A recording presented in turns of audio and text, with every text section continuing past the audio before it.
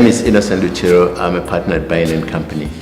We're seeing the world economy evolving. The players are still the same. The major players that have dominated the world economy over the years have remained the same. But we're seeing a shuffling of that pack and changing in some of the trends as we look forward to 2020.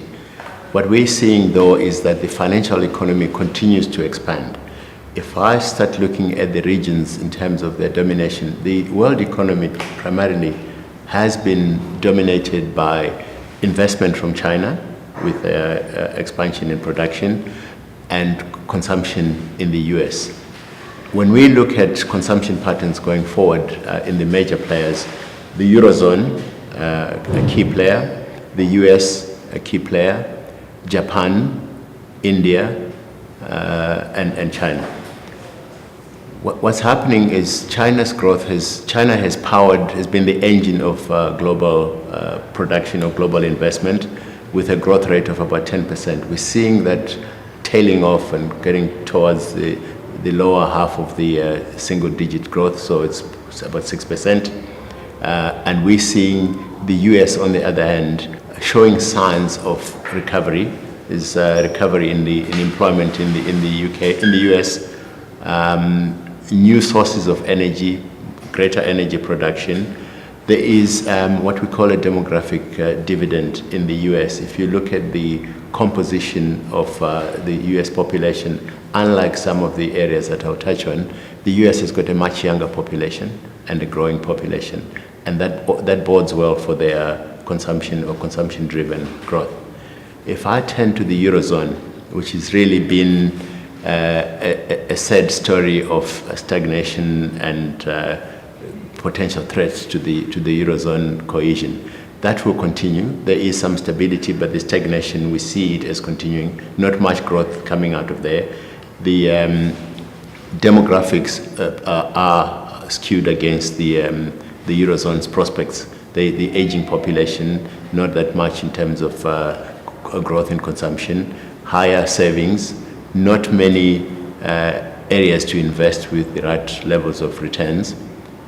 Japan and India are question marks, where Japan with Abenomics and trying to get out of the deflationary environment that they've been for the last 20, 30 years, the jury is still out as to which way they'll turn. But we see that we're cautiously optimistic about where Japan is going to. India, on the other hand, has depended primarily on capital inflows from outside, and that continues to be the case. Obviously, with the new government, with Modi coming in with his business-friendly policies, we see that maybe beginning to bring back the inflows of capital into India. They have been impacted by the general retrenchment from emerging markets, and that may continue. But the interesting thing about India is not at the country level. If you look down beyond the country, there are a number of states that are doing quite well. I think it's because of the structure of their government, where it's much easier to make progress at a state level, but there are some states that are making progress. So as we look ahead, we see that, and our thesis has been that there's a lot of capital flowing in the world looking for the requisite returns, and those requisite returns are not necessarily easy to come by. So we see the world going forward continuing to be awash with capital. There's lots of capital looking for very few investment opportunities. We see the people who come up, originators of good ideas, tending to attract the most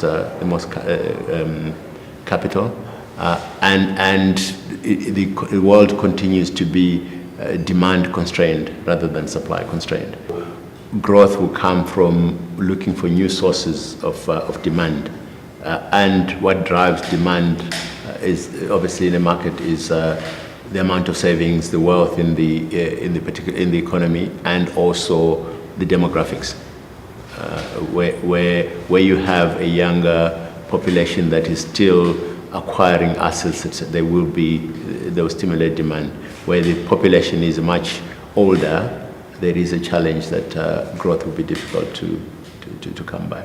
when you think about Africa within that context, we've been primarily a resource-driven, export-led economy, and those economies that have just gone through very quickly have been the destination of most of our exports. So if the prospects for the eurozone are not that bright, it means that us as the suppliers to the eurozone, our prospects also are dimmed in that respect.